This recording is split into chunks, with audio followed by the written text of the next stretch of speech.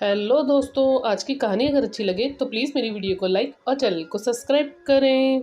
बहू, तुम मायके जा रही हो तो बढ़िया साड़ी पहन लेना और हाँ, अपने सोने के गहने भी लेती जाना। पर मम्मी जी, मैं तो वहीं की हूँ।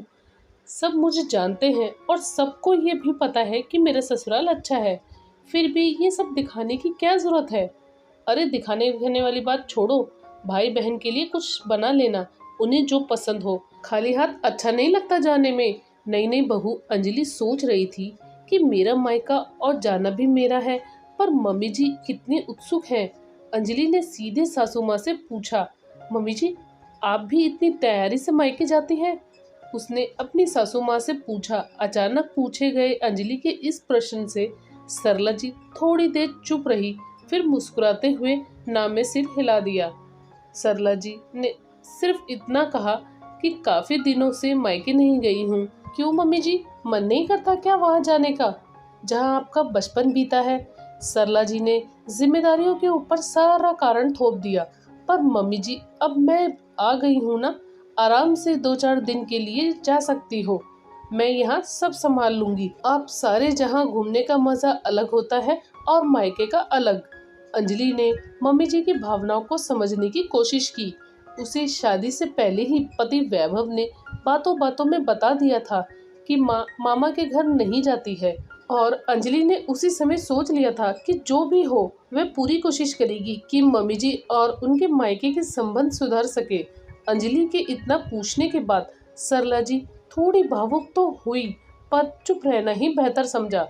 बस इतना ही बोली कि मेरे जाने से वहाँ भी तो खुशी होनी चाहिए ना। खैर छोड़िए ना, वो तो मेरी माँ बोल रही थी। हमारे यहाँ ऐसी मान्यता है कि सासू माँ के मायके जाने से बहुत शुभ होता है।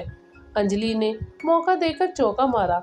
ऐसा है कि तुम वैभव के साथ चले जाओ।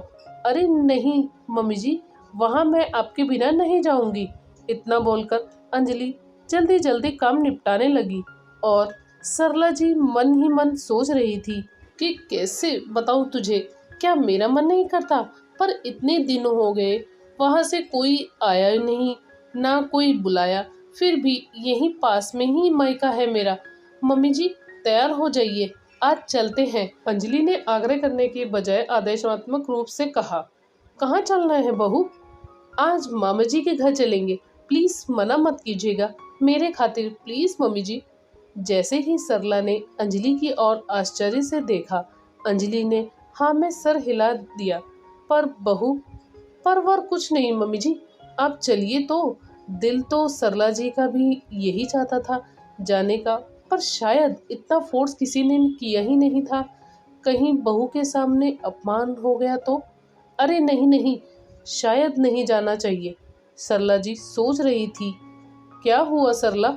सुरेश जी, सरला जी के पति ने सरला के कंधे पर हाथ रखते हुए पूछा। कुछ नहीं, सरला कुछ बोलती उससे पहले ही सुरेश जी ने कहा, अंजलि समझदार है, पढ़ी लिखी है। सरला, कभी कभी हमें बच्चों की भी सुननी चाहिए, और सम्मान अपमान बहू के सामने। अरे बहू कोई पराई थोड़ी ना है। एक बार बहू की बात मान, जिद छोड़कर तो देखो। शायद यही तो सरला जी भी चाहती थी। झट से रसोई में जाकर बोली, बहू, सवेरे नाश्ते में जो तूने ढोकला बनाया था वो बचा है क्या? उसे फ्राई कर लेती हूँ, भैया को बहुत पसंद है। और ये कच्ची मूंगफलियाँ भी रख लूँ क्या? उसे उबालकर हम सब भाई बहन बहुत खाते थे। ठीक है मम्मी जी। सरला जी की उत्सुकता और खुशी देख अंजलि सोच रही थी कि भगवान ऐसी खुशी मम्मी जी के मायके से लौटने के बाद ही बनाए रखिएगा। आज शायद मम्मी जी का बचपन लौट आया। अपने मायके के गलियारों में आने से ही अंजलि सोच रही थी। घर के सामने गाड़ी रुकी थी। सरला जी के साथ अंजलि के दिल की धड़कन भी तेज हो गई थी। काश सब अच्छा हो जाए।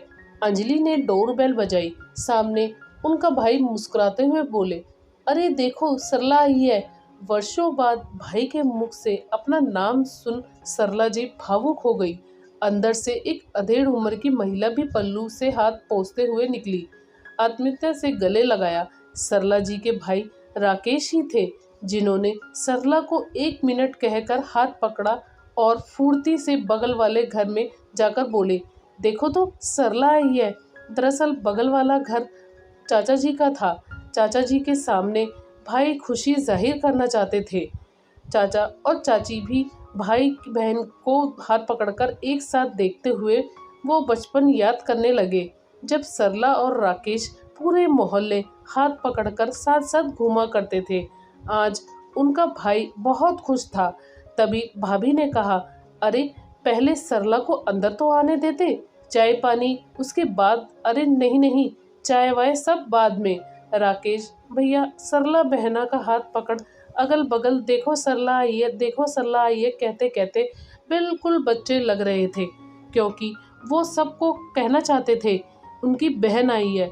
अंजलि बहू, मैं तुम्हारे चेहरे की खुशी देखकर समझ गई थी कि सरला दीदी के यहाँ आने के पीछे की वजह तुम हो। तुम्हारी वजह से ही लंबे समय बाद कहते कहते मामी जी भी भावुक हो गई। मामी जी अंजलि को किचन में ले गई। अरे नहीं मामी जी, मैं सिर्फ कहते कहते अंजलि रुक गई, फिर बातों को मोड़ते हुए बोली, मामी जी अगर दोनों भाई बहन और आप में इतना प्यार था तो क्यों इन्हें इतना समय लगा एक दूसरे से मिलने में। अंजलि ने मामी जी से पूछा। मामी बोली, घमंड। अंजलि, तुम पढ़ी लिखी समझदार बहू ने घमंड को ऐसी मात दी कि प्यार भी अपनी जीत पर गर्व करने लगा। बस इतनी सी ही तो बात थी, पर दोनों में अपनी अपनी जगह पर अड़े थे।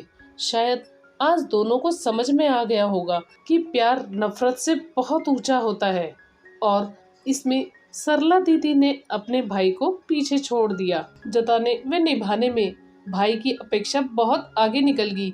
वो दिखाने पर शुरुआत कहीं से भी होनी चाहिए। भाई बहन के बीच में ये दीवार कैसी? मैंने कई बार राकेश को समझाने की कोशिश भी की थी अंजलि, पर मुझे सफलता नहीं मिली।